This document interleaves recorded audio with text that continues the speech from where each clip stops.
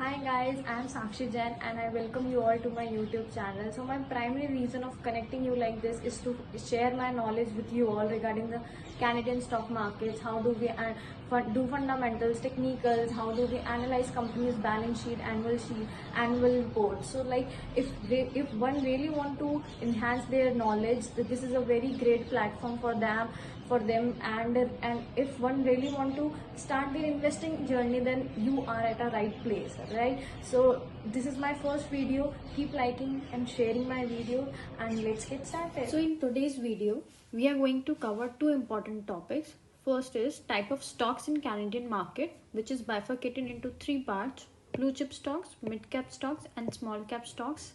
Later we will gonna talk about what is the difference between dividend and interest income and major insights about the same. So let's get started.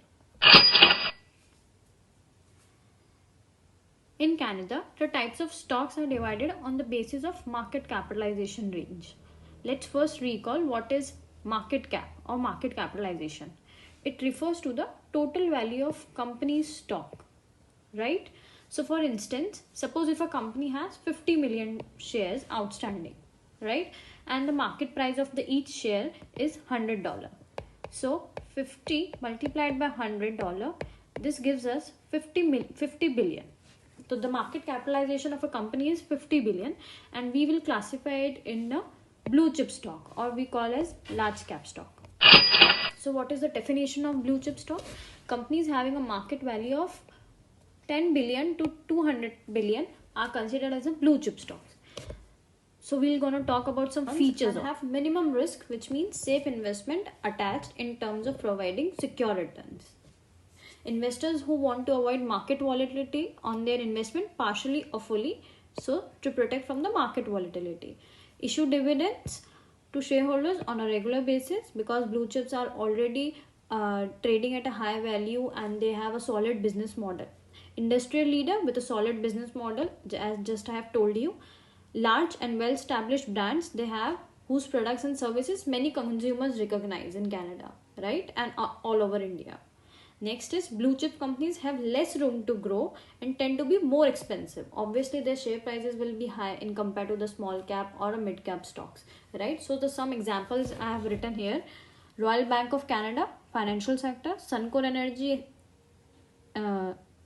sector; and Canadian National Railways, industrial sectors, right? Mid cap stock is used to designate companies with a market capitalization between 2 and 10 billion dollar. Coming to the features part, mid-cap stocks are useful in portfolio diversification because they provide a balance of growth and stability. Later, since mid-caps often offer both dividends and capital appreciation or a price appreciation, they can give investors balance between both income and growth. They are fairly stable, as you can see in the market. Mid-cap don't usually have the same diversified business model as compared to the large cap or a blue chip stocks, but they are economically challenged, and stock markets trends are different than blue chip stocks, right? So their track record are considered as a consistent success because they don't have a high risk appetite or neither a low risk appetite.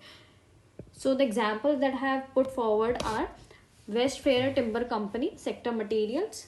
Then there is an Air Canada, sector industrial. Now small cap stocks are companies with a market capitalization of less than 2 billion. And the features are they have a greater growth potential because they are often a young startup which has a potential to grow, but less stability in their market as compared to the mid cap or a large cap company. In fact, there are more small cap stocks than a large and mid cap stocks combined. Small cap stocks can experience larger than average volatility that we can see in the Canadian market because of obvious reason. They are young, they are experimenting with their business, or they are encouraging other people to invest in their business, right? So some of the examples that I have put forward are Go Easy, which is in the financial sector; Birchcliff Energy, obviously energy sector; and then there is a Dream Office, which is a real estate which is in the real estate sector. So before moving forward, let's summarize what we have talked till now. So this is a table right? So we have talked about stocks and then market capitalization range. So we have talked about blue chip stock, mid cap stock and small cap stock. If the stock is between 10 billion to 200 billion, we can say that it comes into blue chip. If the stock come between 2 billion to 10 billion, we can say it come into mid cap category, and then 3 million to $2 billion, it will come into small cap. So this is the summary of what we have learned so far. Moving forward, we are going to talk about what is the difference between dividend and interest income. Yes, so the dividends are income payments made by companies to shareholders, and interest is something which is an income paid by companies or government to their bondholders. Simple, no confusion. What is a dividend? Obviously, a dividend is something which a large cap or a blue chip company will pay to their shareholders because of the profits or the revenue they have earned. So, a dividend is payment made from company's profit to a certain class of dividend paying shares. What is dividend paying share? It is just a stock that pays a fixed sum of each shareholder for each share held. A person who is holding suppose 1000 shares will get a more dividend, higher dividend as compared to a person who is holding only 10 shares of a particular company. Right?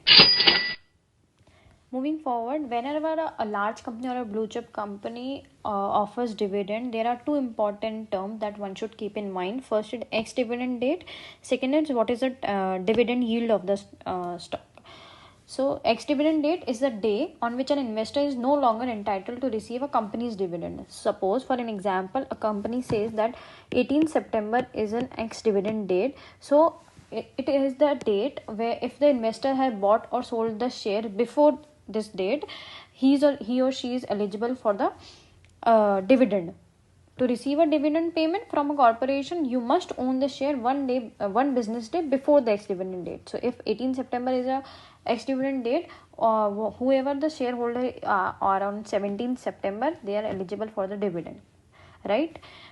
Second is dividend yield. Dividend yield is the ratio of the most recent dividend payment to the stock current price. Right? So it's just a formula of the recent dividend payment and the stock current price, like CMP. A high dividend yield does not imply that a stock is a good investment, because the stock price may fall before the dividend cut is announced. Because if a company has says that we are issuing dividend, so there are many corporate actions that can happen. So these are some of the examples of stocks that pays dividend on a regular basis. These are majorly large cap or a mid cap stocks. So Bank of Nova Scotia, it pays 6.32% of dividend. The Canadian National Railway, they have paid 1.76% of dividend, and Metro 1.43. Canadian Apartment REIT, they have paid 3.43% of dividend. Canadian Natural Resources have paid 4.74% dividend, and TC Energy has paid 6.53% dividend. So finally, all the theory part is over, and now let's directly jump into the practical life, what is going around the Canadian market. As given the market volatility, investors around the world are increasingly considering dividend investments to glide through this uncertain period. Right? So according to a report published by RBC Global Asset Management, dividends have represented over 30% of the total return derived from the Canadian equity market in the last 30 years. This is a major figure one should keep in mind. Apart from it, the report also mentioned that dividend growth surpassed inflation in Canada in the past 20 years. So this shows how the blue chips and the large cap companies are working. Moving forward, the annual dividend growth rate of the S&P TSX from 2002 to 22 came in at 7.9, while as we compare it with the SPI, recorded 2.2 growth during the same period. Right? So according to a report by S&P Dow Jones Indices, 5 to 9 dividend increases were reported during the quarter, amount to us 19.7 billion. Moreover, if we talk about per share dividend for the S&P 500, that has showed us 8.5 percentage YOY growth to 16.6 percentage. So we are seeing that majorly blue chips or the large cap market large cap stocks are doing incredibly well in the market, and the facts are showing a green signal. So one should keep these facts in mind while investing in the dividend in the big companies. So I have taken a screenshot of yahoo.com website, and if any investor want to see the CMP or any other thing about the particular stock, so here I have taken a Royal Bank of Canada. The CMP, the closing price is 127.96.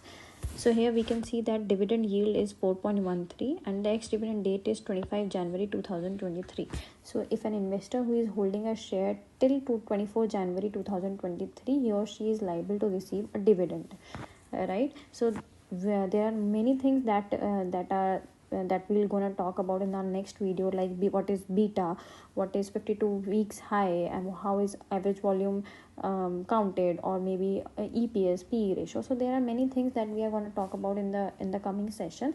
Also, we have talked about market capitalization in this video, and you can clearly see the market cap of this Royal Bank of Canada, right? So this is all for this video, and we can see that what are the new topics that we are going to talk about. Do let me know all the feedbacks in the comment section. Keep liking, subscribing and sharing my channel, so that we as a community can really learn what is going in the Canadian market and how we invest and get a good benefits in the coming future. So see you guys in the next video. Stay tuned.